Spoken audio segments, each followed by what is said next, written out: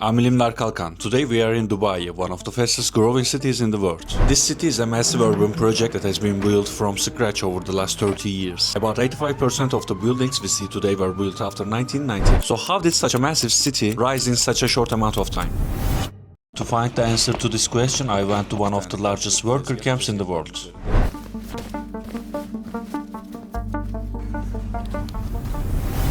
Dubai's population is currently around 3.6 million, but only about 15% of this population is Emirati, the local people. The remaining 85% is foreigners. This ratio is much higher than in most cities around the world.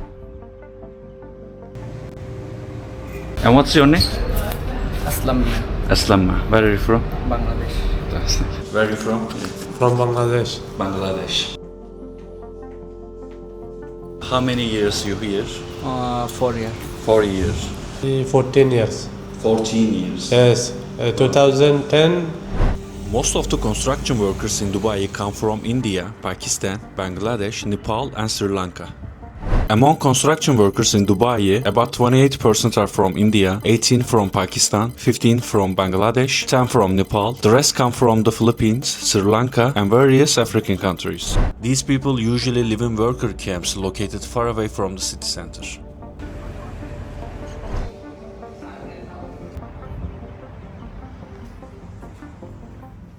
In this camp, where I was allowed to film with special permission, the camp supervisor Aslam is helping me by showing the camp. This is the kitchen. There are 2 counters facing each other, and on the top of them around 10 stoves. Honestly, it wouldn't be fair to call these kitchens pleasant. People live under these conditions and send the money they earn here back to their families.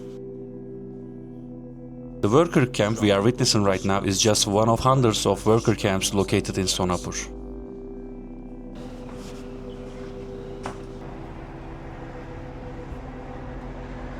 Today, there are thousands of active construction sites across Dubai. Thousands of workers employed at these sites continue their lives in camps like this. During the construction of the Burj Khalifa, the tallest building in the world, more than 12,000 workers were working at the same time. Apparently, there is one kitchen on each floor. These worker camps are usually 2-story buildings, and each building has an average of 8 to 10 rooms. On each floor of these buildings, there are shared showers, kitchens, and dining areas.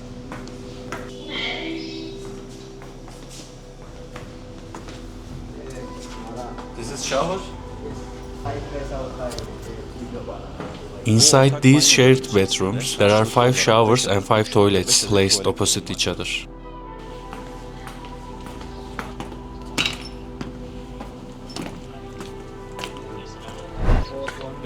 One dirham. People wash their clothes in these washing machines outside, and they work with a paid system. When you insert 1 dirham, the machine runs for about 25 minutes. As you can see here, they hang their clothes outside afterward, or they hang them on their balconies like this. In the camps, there are usually a medical room. Doctor comes to the camp on certain days of the week.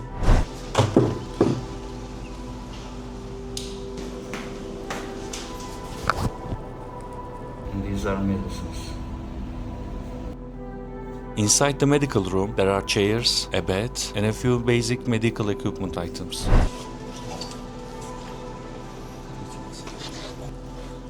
Assalamu alaikum. Is it okay? No English?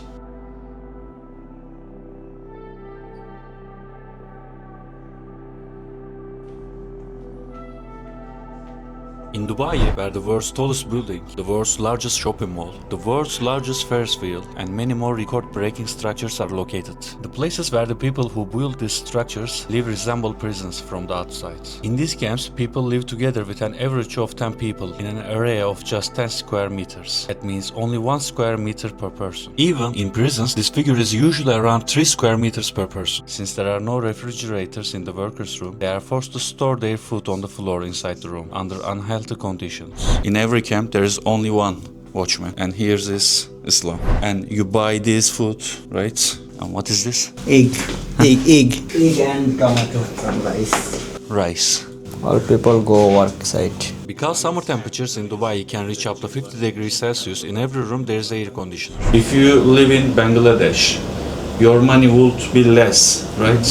Maybe for your 10 lakh. 3 or 4 times better in Dubai. In most worker camps in Dubai, there's a system called hot bedding. This means that when a worker goes to work, another worker sleeps in the same bed. When the shift ends and the first worker returns, they switch places and the other one goes to work. In this way, two people share a single bed and the monthly accommodation cost is reduced by half. Because the rooms are very small, people leave their shoes outside like this. On every door, there's a sign that says, smoking inside the room is prohibited. Those who smoke will be punished. In Dubai's Sonapur area, there are hundreds of worker camps. Within the area, there are restaurants from the workers' home countries where they can socialize during their free time. There are also markets, pharmacies, gyms, and even a small shopping mall. This area, which tourists never visit, is actually one of the places that keeps Dubai running. In Dubai, construction workers' salaries vary depending on their position. On average, unskilled workers earn between $250 and $400. Skilled and technical workers earn between $500 and $800. Site supervisors can earn more. How much money you earn here? 1,400. 1,400. And you send this money to your family? 2000. 2,000. 2,000. And you send this money to your family?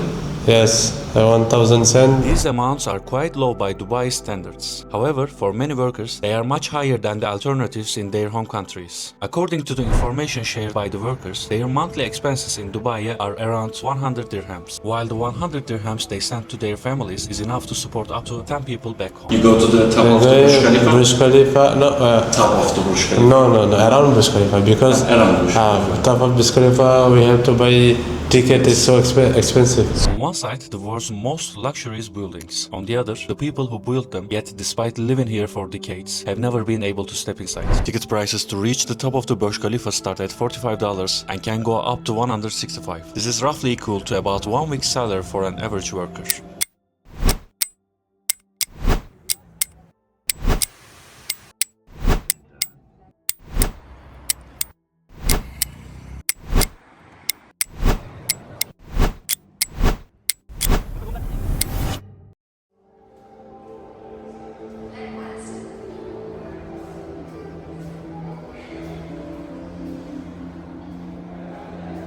So you miss your family? Yeah, of course. Everyone is family. You miss your family? I miss all time. All the time, huh? You talk them with video call, right? The workers here live thousands of kilometers away from their families. And even under these conditions, they are forced to stay here, because they earn more than their home countries. Maybe the real question is not about them, but about the countries they come from. I'm İlimdar Kalkan. See you in the next video.